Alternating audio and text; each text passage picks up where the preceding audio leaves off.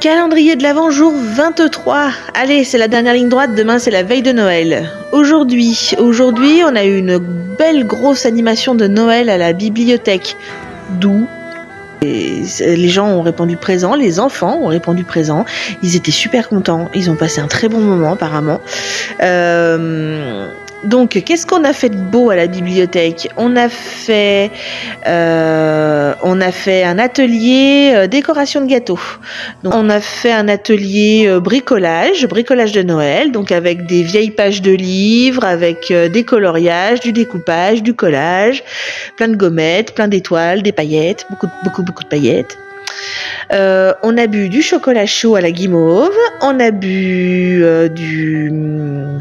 du jus de pomme chaud façon vin chaud, donc un jus de pomme chaud aux épices. On avait une belle caisse de clémentine, il y avait de la musique, c'était sympa.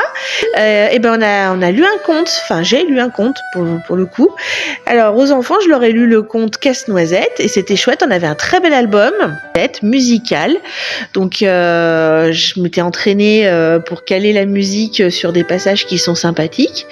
Donc on a et puis de très belles illustrations. Donc il y avait la musique, les belles images, l'histoire, c'était chouette. Ensuite, comme le conte, dans le conte Casse-Noisette, il y a l'oncle Drosselmeyer qui vient distribuer les cadeaux aux enfants.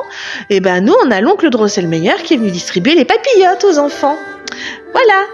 Donc c'était chouette, on avait un très bel oncle Drosselmeyer. Ah, il a fait fureur. Il a fait parler notre oncle Drosselmeyer.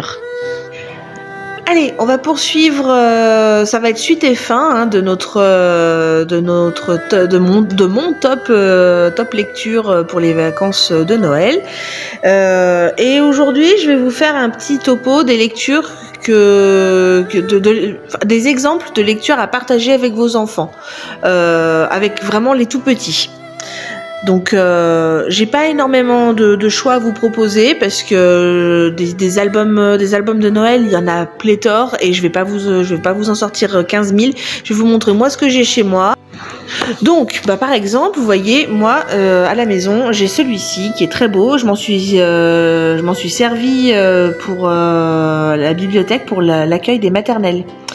Donc celui-ci s'appelle La visite de Noël de Clément Seymour. En fait, c'est surtout qu'il a de très très très belles illustrations. C'est une série d'albums qui sont très très bien illustrés. J'en ai quelques-uns pour Baptiste et on adore les lire parce que les illustrations sont vraiment très très belles. Donc oui, je pense que c'est la partie essentielle quand vous faites une lecture avec vos enfants.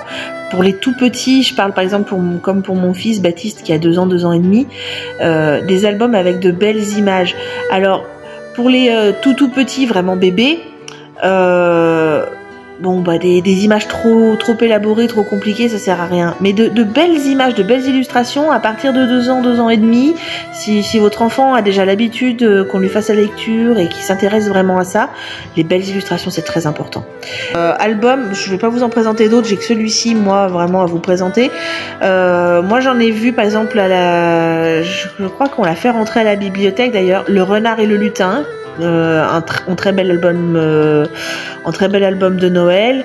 Il y en a tellement, n'hésitez pas. Ouais, vraiment, regardez, il y en a vraiment de très très bons.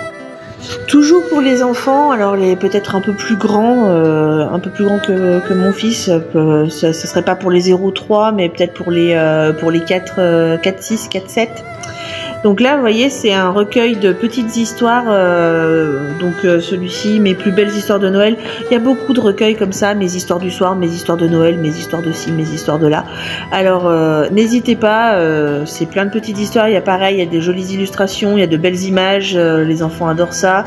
Et puis du coup, vous pouvez leur faire un décompte sur une semaine, s'il y a cette histoire, vous faites une histoire tous les soirs, comme ça, ça fait la semaine avant Noël. Noël, ça lui fait un petit décompte avant Noël qui est plutôt sympathique.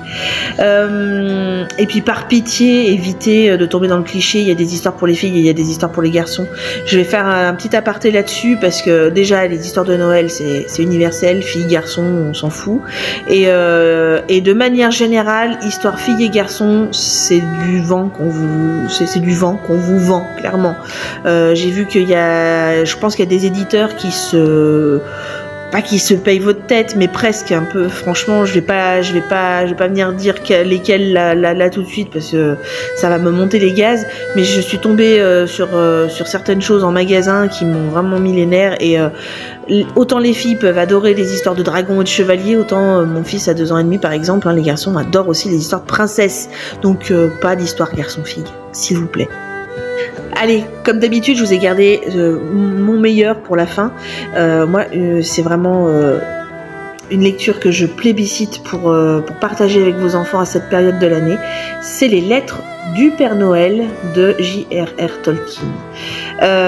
Pour moi, effectivement, c'est le meilleur pour la fin parce que je vais vous faire un petit topo de ce que ça raconte. Comme son nom l'indique, ce sont des lettres du Père Noël et pas des lettres au Père Noël. En fait, Tolkien a écrit les lettres du Père Noël et de ses compagnons du pôle Nord pour ses enfants.